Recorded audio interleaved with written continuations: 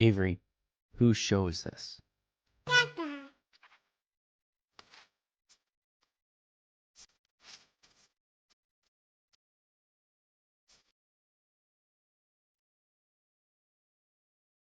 And we're live. Welcome everybody here to the Lakers Lounge podcast. That was weird. Just got really out of breath out of nowhere. But yeah, welcome everybody to the Lakers Lounge podcast. I'm Anthony Irwin, senior Lakers insider for Clutch Points. Not quite in Vegas yet. I will be heading there tomorrow evening, which means I was not in the building for the Lakers Summer League opener against Cooper Flagg and the Dallas Mavericks. But I did watch on ESPN, and I thought there was plenty of stuff to talk about from that game. So we'll talk about Cooper Flagg's debut. We'll talk about what we saw from Bronny, who I think looks quite a bit better, though I'd like to see a little bit more of him. We'll talk about what we saw from Darius Bazley. I think it's Basley. And Dalton Knecht, who continues to struggle and might now also be injured. So we'll talk about all of that.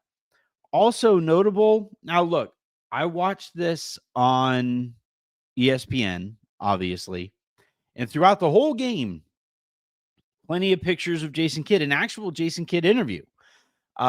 We saw plenty of images of Kyrie Irving sitting courtside and other Mavericks personnel all present there for this game. And what we didn't see was any Lakers personnel.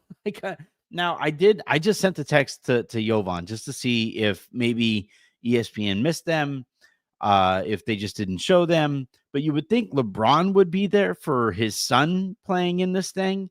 You would think that JJ would be there, if for the second game or the second summer league that he and his coaching staff will be watching over. I could see Rob maybe being a little busy the first night there in Vegas. I reported heading into this thing that we know that the Lakers are hoping to accomplish a lot while they are there. So maybe Rob was busy with some of that stuff. But it was super weird, I thought. So we'll talk about the off-court stuff, or we'll talk about the on-court stuff first. Then we'll talk about the off-court stuff. Then at the end of the show, I'll wrap with your questions. So if y'all have any questions, hit me with them in the comment section. And the best way to ensure that they're answered, obviously, is to send them in the form of a super chat. That way they literally stand out. Otherwise, I'll try to keep an eye on them as we go along here. There's still plenty of off-season stuff to get to as we continue to wait for any Bradley Beal outcome here. The whole league is kind of waiting on this, and we're on day 5 or 6 of Bradley Beal watch, which is not very fun. So anyway, we have a ton to get to. We have a ton to talk about, and plenty of time to get to it. So let's go ahead and dive on in, starting with Cooper Flagg's debut. Obviously, Cooper Flagg is not a Laker. Obviously, there's plenty of other Lakers-centric stuff to talk about, but I do think that the top overall pick and one of the more hyped rookies that we've seen in a little while making his Vegas debut is noteworthy. Thought he looked incredibly comfortable out there. Definitely has a green light, and it does appear that Dallas is basically telling him, hey, man, go get your reps now. Go get your ISO buckets now. And, whenever we are together again and you're playing alongside Anthony Davis and hopefully eventually Kyrie Irving, though it didn't sound like Kyrie is really talking about returning this year, but eventually it'll be, D'Angelo Russell, it'll be Anthony Davis, it'll be there are other scoring options on that team, Klay Thompson, PJ Washington, Daniel Gafford, Derek Lively, not obviously in any particular order there, but it definitely looked like the Mavericks just told him, dude, it's the first night, just go get him up. Because, boy, he got him up. And one of my favorite kind of moments and things to watch there was actually Bronny taking the challenge and guarding Cooper Flagg in that moment. There was that really fun ISO play where Flagg tried to post up Bronny, and he was moving him. I think Flagg probably is a good 6 maybe more inches taller, a good maybe 30, 40 pounds heavier, if not more. And he was doing everything he could to move Bronny there. But I actually thought Bronny competed really well in that moment, knocked the ball away. The referee called a foul, which both guys kind of chuckled about, and eventually Cup hit that jumper over the top. He's so much taller than Bronny. There's just not much Bronny can do other than hope he misses if he doesn't strip him down on the way up. And yeah, I loved that aspect of it. I think Cooper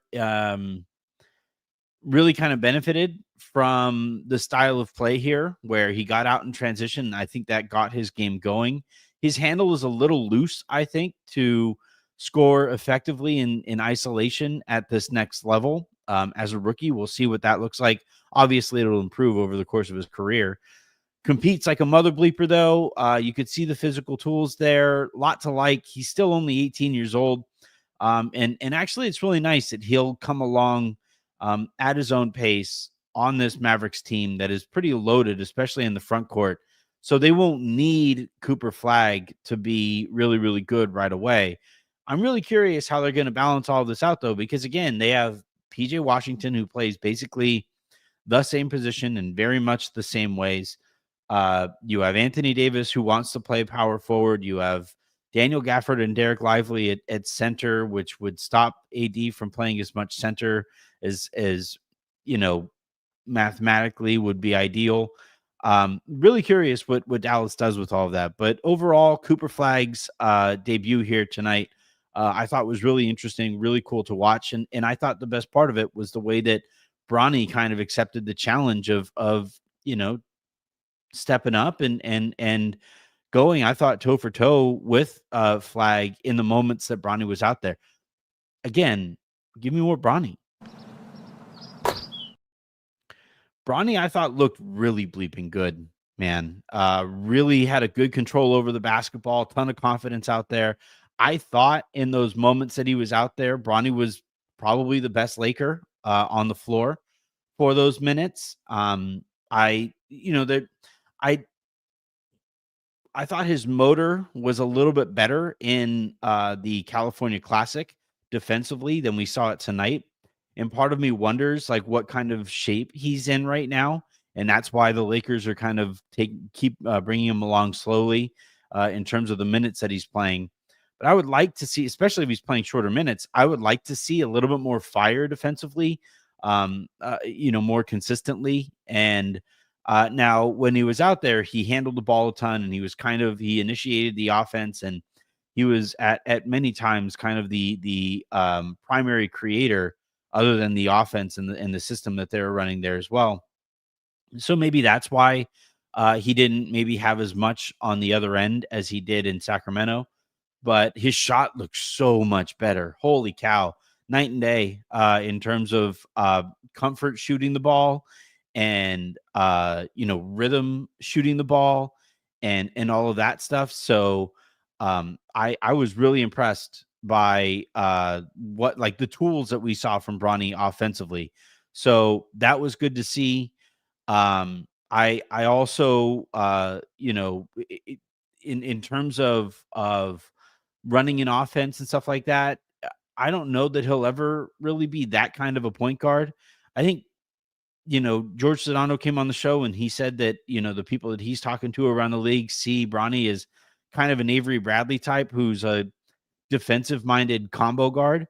I could kind of see that. I think in this day and age, Bradley would have had to shoot better from 3-point range and shoot more from 3-point range. So that'll be something that Bronny is going to really have to add to his game and get more consistent there. There was all that talk coming into the season of like, the Lakers are hoping to see Bronny play regular minutes.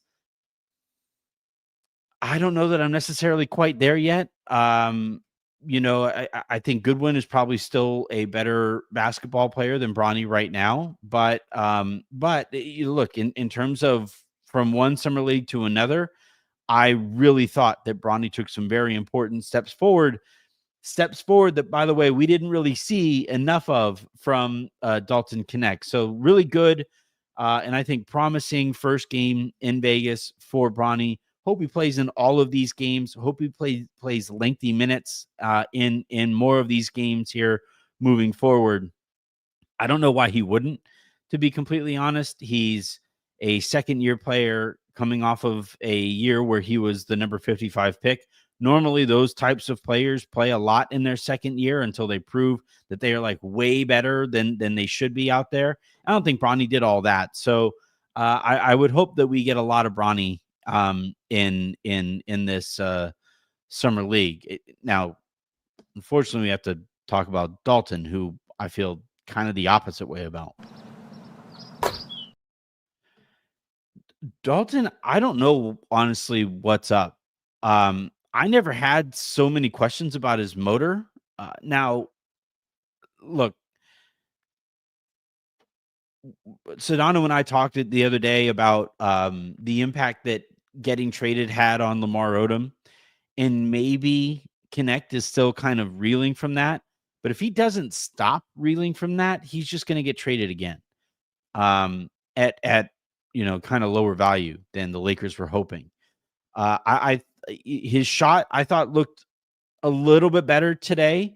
I didn't think he was forcing as much. I thought he got some pretty good separation on some of his isolation plays. He does a really good job of creating isolation by elevating like crazy on his mid-range jumper, which looks really, really nice. It just needs to go in a little bit more frequently.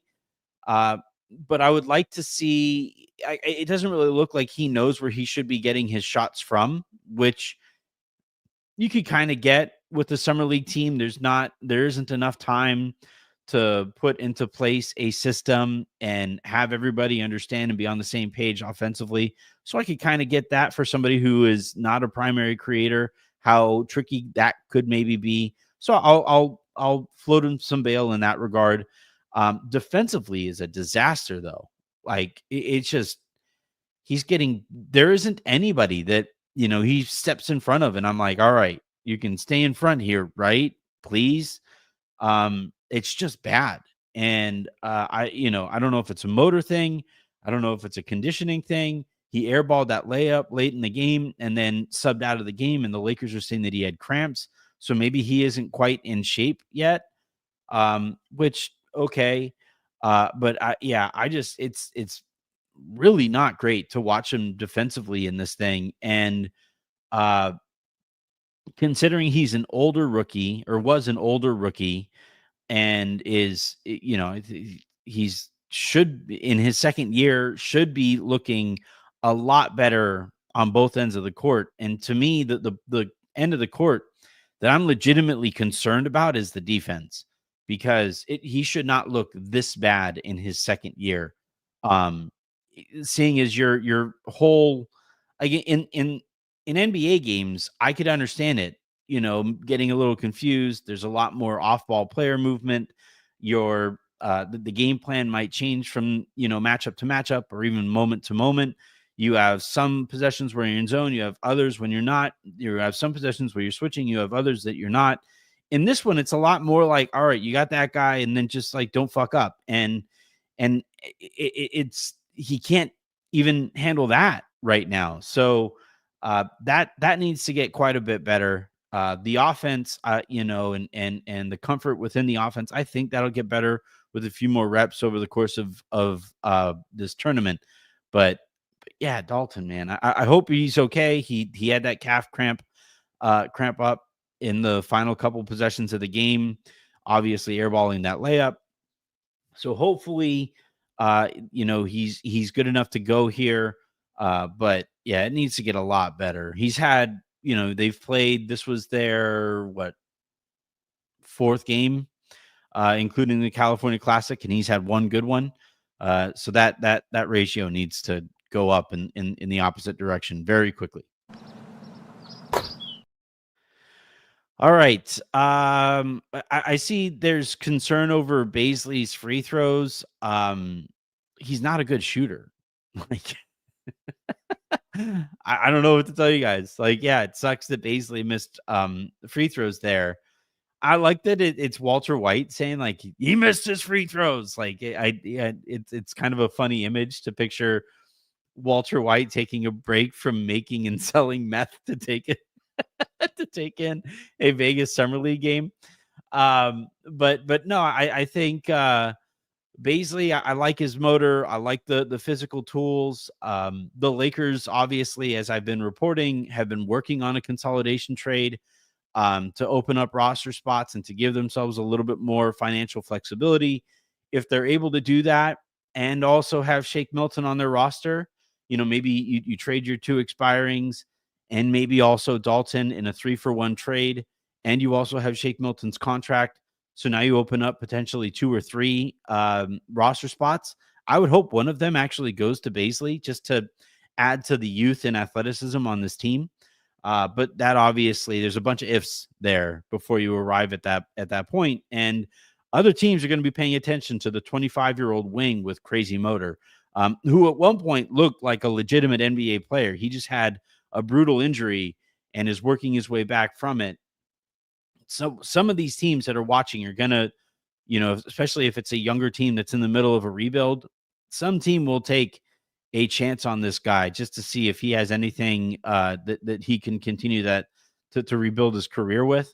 And, it's going to be kind of tough to like look at him and Vando and be like, he brings about as much as Vando and he costs about $15 million less per year, especially over the next 4 years. But Bazley, I think, should get a nice long look. And that's somebody that we'll be checking out. And Anton with a good note here too. It's too bad we don't get to see Adu. We don't get to see Diarra. We don't get to see Dixon, who is apparently in a walking boot and a scooter. I don't know if he tore his Achilles or what. I'm surprised we haven't gotten any kind of word on the actual injury that he's dealing with. We haven't seen. Oh gosh, there's another rookie coming in. I'm gonna try to find Mike Garcia's timeline. Mike Garcia, because he was mentioning that there's a few guys. Marciulionis, obviously, also out with injuries. So Diarra, Dixon, and Marciulionis all out with injuries from this one. Makes it kind of tough to watch these games, and it only kind of highlights those moments with Dalton because you're looking for bright spots and you're hoping that he would be one, and he just hasn't been. So, but Bazley, I think, has shown enough, not necessarily to like solidify a roster spot. I think he needs to continue to show a lot of the things that he is showing, to this point in Summer League, and continue to do a lot of those things to solidify that roster spot. And obviously the Lakers have a lot of work to do.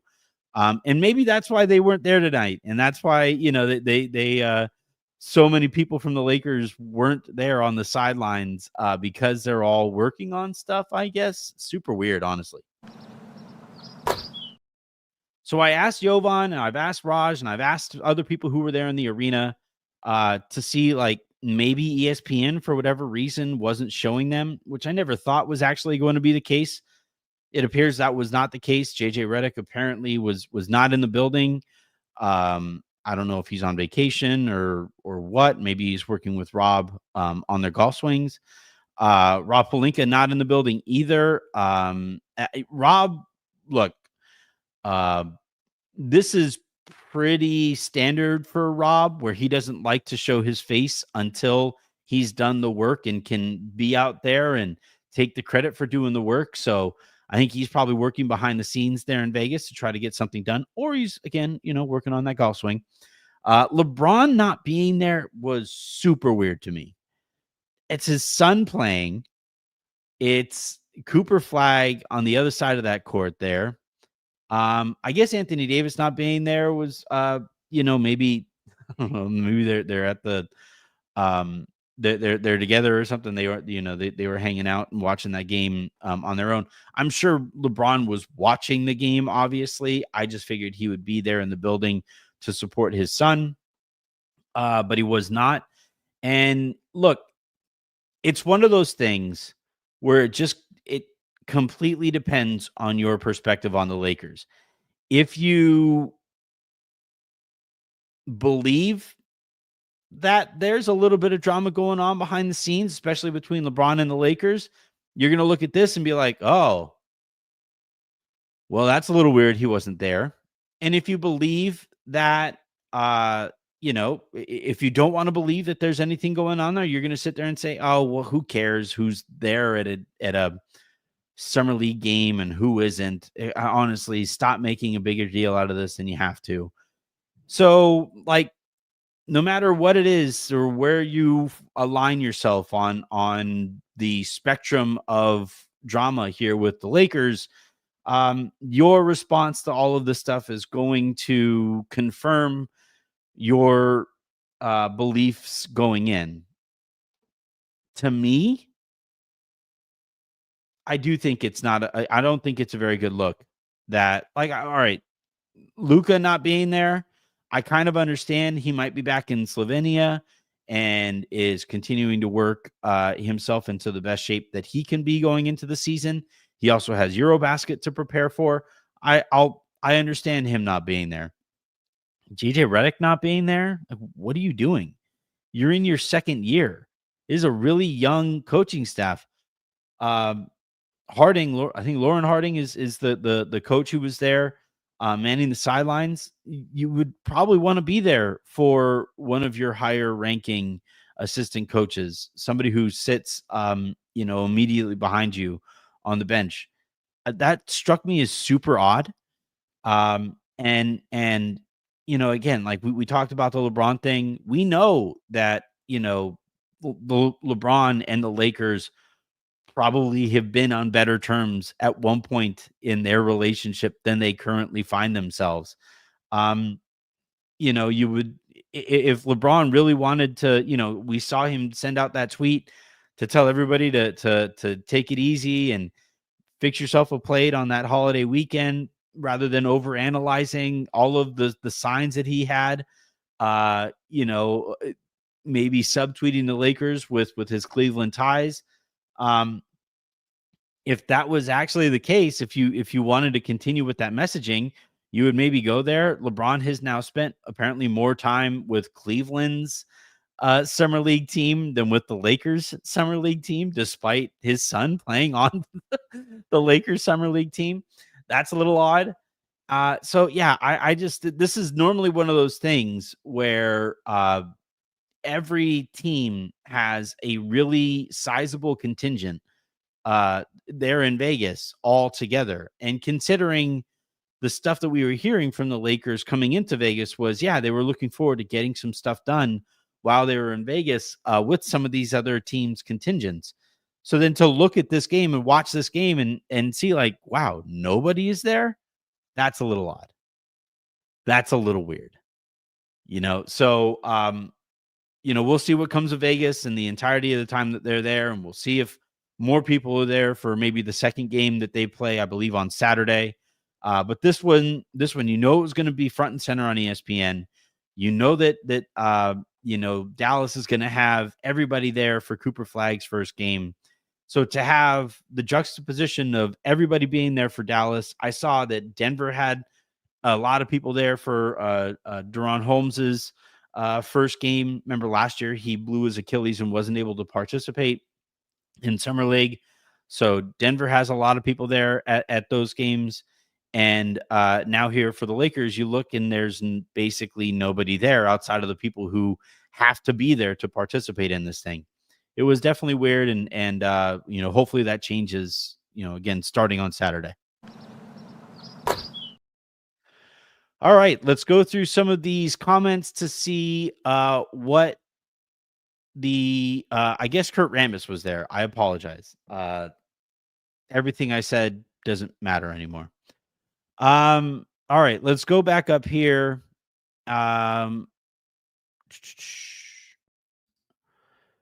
Ji Chen, DK was pretty disappointing tonight. His shot choices were horrible a few times. He forgot to play and just stood there defensively. No box out at all. Terrible feel for boards.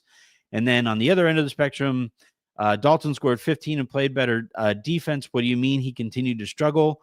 So he's somewhere in the middle there. I think he probably is a little closer to Jay Chen's takeaway from this, but that's what I have high expectations for an older rookie or now an older sophomore playing in summer league against this type of competition. Dalton is the kind of player who you would watch him play one game and be like, all right, that guy doesn't need to be out there anymore. And I just didn't feel that way. He still very clearly needs a lot of reps, especially defensively. Let's see. We have Camaso is saying that they showed Savannah and Jury for a second on ESPN, but there was no LeBron or Pelinka. Okay, that's weird that Savannah would be there and LeBron wouldn't. Okay, but yeah, I had somebody else say, here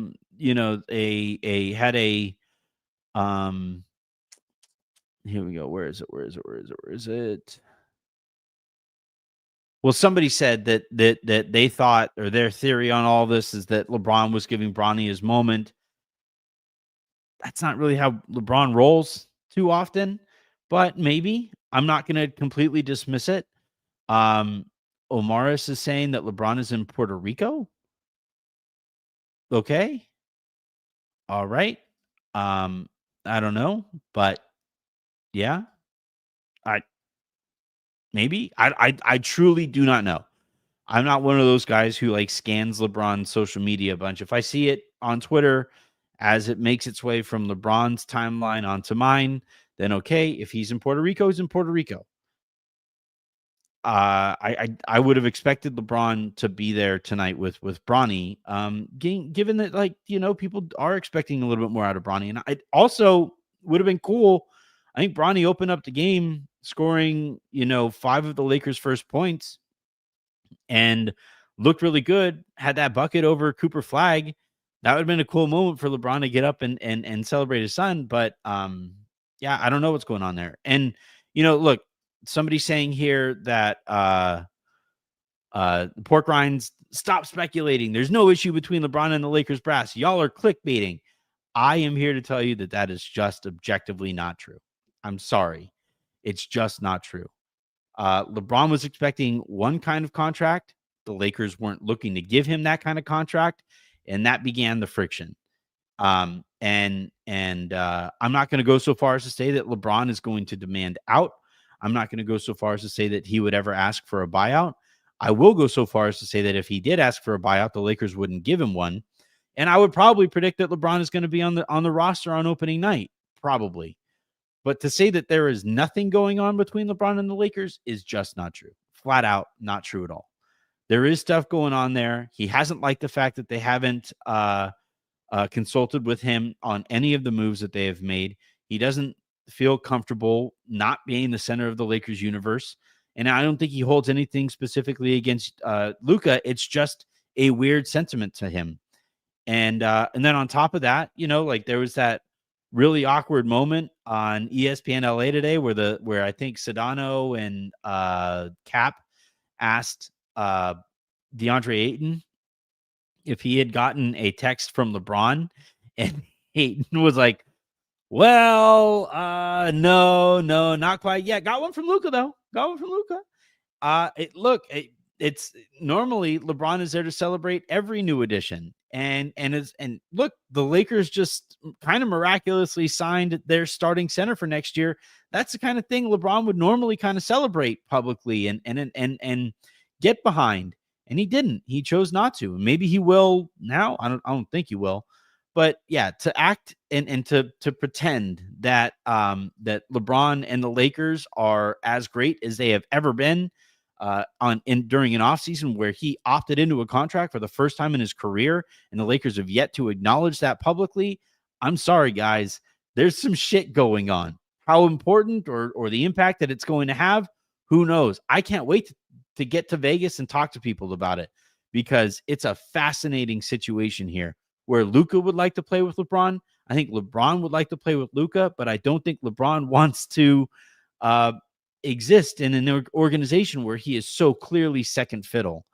And we'll see how all of this plays out. All right. I swear this is not a clickbait thing. I don't have to do that. I really, really don't. And sweet Joe, get out of here. All right. Let's see. Any other questions here? Ooh, Carter Bryant. Lakers media said Ayton is in the same tier as Giannis and Jokic. Do you agree? One, I think his name is Jason McIntyre. That was the first time I'd ever heard that guy's voice. So I'm not going to consider him part of, quote, Lakers media. And no, obviously not. He's definitely not in the same he doesn't have anything in common with Giannis and Jokic other than the sport that they happen to play professionally. He has a lot to prove. Of course, I don't agree with that. Like, what kind of a question is that? Like, this radio moron said this really moronic thing. What do you think? It's like, I think it was a dumb thing to say. I completely disagree with it.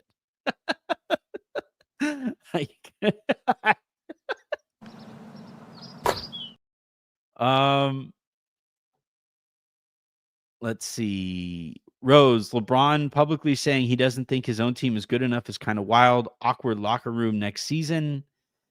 I don't know, man. I don't know what to tell you guys. That quote that we got from Rich Paul on behalf of LeBron is not the kind of thing that you say when you're hunky dory with the team that you play for. Like, there are some people close to the Lakers who acknowledge, yeah, we have some work to do to get back to where we would like to be with LeBron. So we'll see what that looks like whenever they get there. Or, if they get there. Let's see. D Smith, do you think we should trade DK for picks? That's interesting. I think they need to trade Dalton, whether it's for help right now or to bring in even second rounders or a second rounder, just to I just don't really believe in Dalton Knecht long term. I've always had my questions about him. He looked incredible when he has it going. He looks really, really good, but we haven't seen him have it going since the first month or so of last season. Since then, he's been up and down and mostly down. So now, look, it's also tough to trade the guy when he is at his lowest value. But at some point, you might be better off cutting bait while you have any value there. So I would like to. I wish I believed more in Dalton Knecht. I do think getting traded has clearly kind of messed with his mind, and what the outcome to all of this might be is going to be interesting to watch.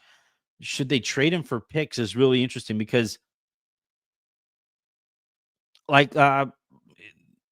there's that cliche when you buy a car, the second that you drive off the lot, it depreciates by 50%.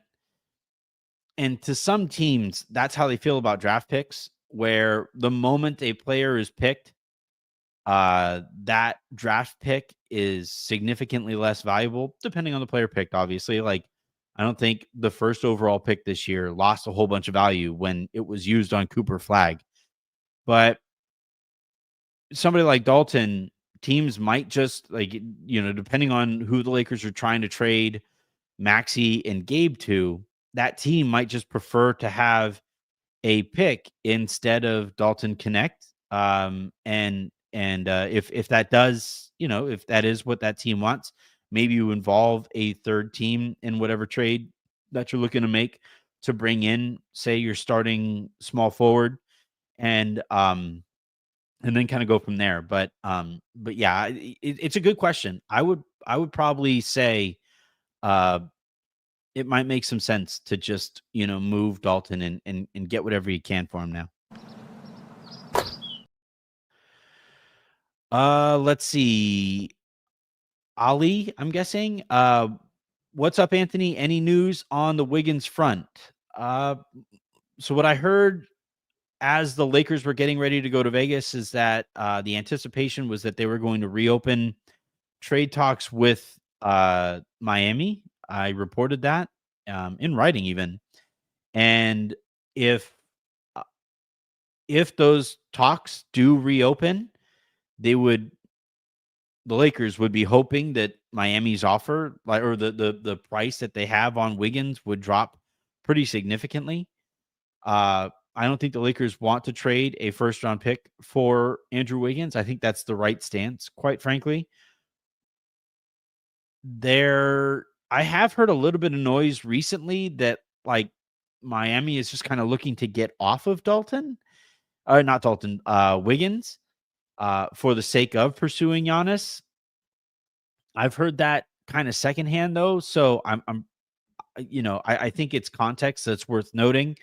And if that is the case, and the Lakers basically just could send over expiring contracts for Wiggins, I would do that in a heartbeat. But yeah, as far as like, have I heard anything new? That'll be one of the first things that I ask about as soon as I land in Vegas, because people are a lot more comfortable saying stuff in person than they are in text, where, I could just always pull up the text and say, hey, this is what you said. So yeah, I haven't heard much new information on that front, and we'll see what kind of new information that we get whenever I get there, or before I get there. We have all day tomorrow. I fly out of here at like 4 p.m. Vegas time. Let's see. Brother Raider, Irwin be reaching. Okay, fine. It's like I said before. If you came into tonight wanting to believe that everything is great between LeBron and the Lakers, you're going to say, oh, that was nothing. If you believe that there's something going on, as I do, between LeBron and the Lakers, I do kind of notch this in the back of my head as, that's a little weird. And so, yeah, at the end of the day, I'm not going to convince the people who don't want to be convinced. That's also fine. It's like somebody said in the comments, we can all disagree on this stuff. That's also perfectly fine. But yeah, this idea that I'm like making this up out of nowhere for the sake of clicks, I don't have to do that. I really, truly don't. My show does just fine whether I say inflammatory stuff or not. All right. I am going to probably head on out and cut this show somewhat shorter. I'll record a lowdown for you guys who are subscribed to the RSS feed. And then, as always, if there's any kind of breaking news, I'll hop back on here as well. This is a Pete week, so we will be recording an episode of The Hook tomorrow. We'll probably be doing that a little bit earlier in the day than we normally would, because I have all of like the pre-trip prep to get to, and because as soon as I'm done recording, I have to pack my mic and all that stuff. So yeah, thank you everybody for tuning in. A reminder, please do hit that subscribe button, please hit that like button. Even if we disagree, I don't have any problem. Like pork rinds, you clearly disagree with what I'm talking about. That's perfectly fine. Pork rinds, I love pork rinds. Look at me, I look like the kind of guy who loves to eat some pork rinds. At the end of the day, though, all that I, need from everybody here is to subscribe and support the show and all that good stuff. So have a great rest of your evening. Make somebody else's, and I will talk to you bright and early tomorrow morning. Have a good one, everybody. Bye, everyone.